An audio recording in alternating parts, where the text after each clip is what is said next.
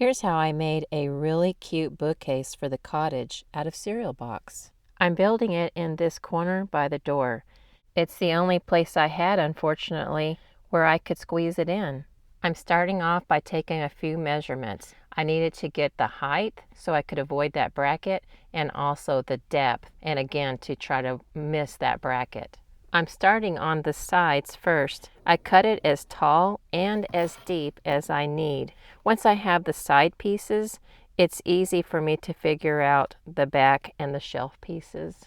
This cereal box is pretty thick, so I am only going to cut 3 layers of each piece. I glue all of the pieces to a piece of cereal box, and I cut it out, and then I do it once more to give me 3 layers. I use the brayer to flatten it, and when I have all of the pieces finished, I put them under something heavy for a little bit. I have all the shelf placement lines drawn onto the back, and I had to transfer all of those over to the sides as well. Sanding is optional, of course, but I think it gives it a nice finish. I only sand the front edges of the pieces. I scored some lines on the back piece to make it look like beadboard, but that's optional too. I'm gluing the side pieces onto the back piece now, and I'm making sure that the shelf placement lines match up. Another option for the back piece instead of the beadboard, you could glue some scrapbook paper or fabric or something back there. I wanted a decorative kick plate, so I took a piece of paper the same size of the kick plate, and I folded it in half. I drew a little design onto it and I cut it out, and then I did the same for the top piece as well. I think it looks really cute to add those decorative pieces. Hang on to those pieces too.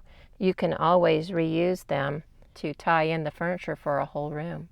I thought it would be easier, and I also thought it would look better if I painted my faux wood before I assembled it. Before I started painting my faux wood, I did give it a base coat of Mod Podge to seal it.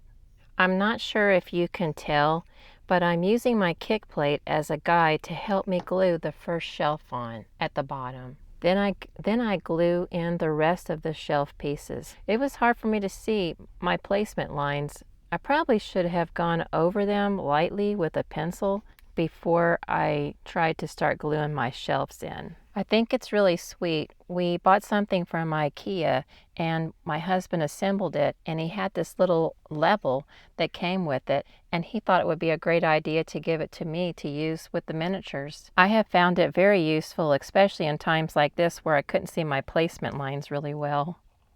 Sure, there are miniature levels that you can purchase, but it was great. This one was free. I forgot to mention that the shelves are not flush with the sides. They are set back about a 1/16 of an inch. Once I had all of the shelves glued in place, I glued in the decorative kick plate.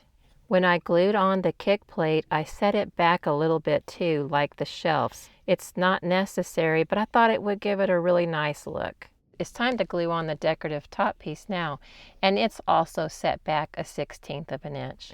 I'm gluing on the very top of the bookcase now, and the little notch that you see cut away is to make room for the window when it's sitting up against the wall and in that corner. I also didn't have room on the side to leave a little lip like the other side because it will be up against the wall. I mean, I could have, but it would have made the bookshelf be much slimmer.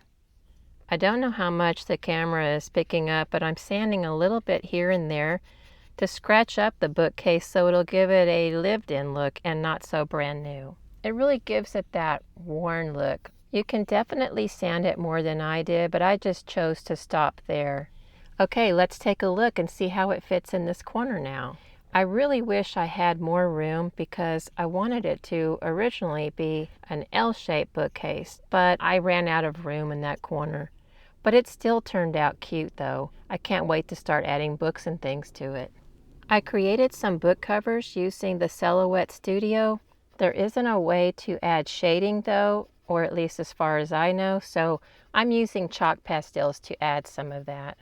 I'd love to share these with you, so be sure to check in the video description for the link. It's up to you, but I like to give mine a coat of Mod Podge or spray them with hairspray. I placed the book covers close to each other so I could minimize the cutting that I had to do. And I cut each group out first. That way I could glue the whole group on at one time. I have two sizes here for you, but you can also, while you're printing them, you can adjust the scale on your printer to make some that are smaller or larger. For the book pages, I glued cereal box strips together in various widths and thicknesses. On one of the long sides, I sand the sharp edges. That way it creates a slight curve, kind of a bevel. Not much, just a little bit. Instead of layers of cereal box, you can also glue strips of newspapers or magazines to create the pages. Here I was just using recycled copy paper because I have a lot of that. Once again, I'd only do this to the books that aren't going to be in the bookcase. Also, the books that you plan to lay around as props, you can paint the edges. I'm using some antique parchment from Apple Barrel to paint the side of this strip.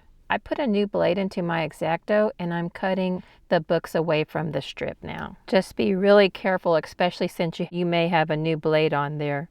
Also, don't worry if you have some book cover hanging over the edges like this. It's okay. It will either not show if you put it in a bookcase, or it'll just add to the realism if you have books laying around the room. For the books that you painted the long edge, don't forget to paint the top and the bottom of them now.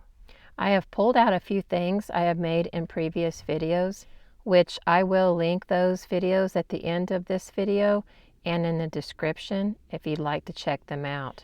I'm hoping to add in a few plants for sure. Lots of books too. Because I think the person who lives here loves to read and definitely loves to garden. The bookcase being so small makes some things look enormous. I'm not worrying too much about scale with this cottage. I just wanted to have fun and make pretty things. Not a lot of rules for myself with this compared to the Western stuff that I'm trying to be more accurate with. This bookcase turned out better than I imagined. Too bad though it had to be all the way over by the door. But that'll make it fun to explore the room with your eyes when it's complete. I hope this video has inspired you to go make a cute bookcase for a quiet corner in your dollhouse. Thank you so much for watching.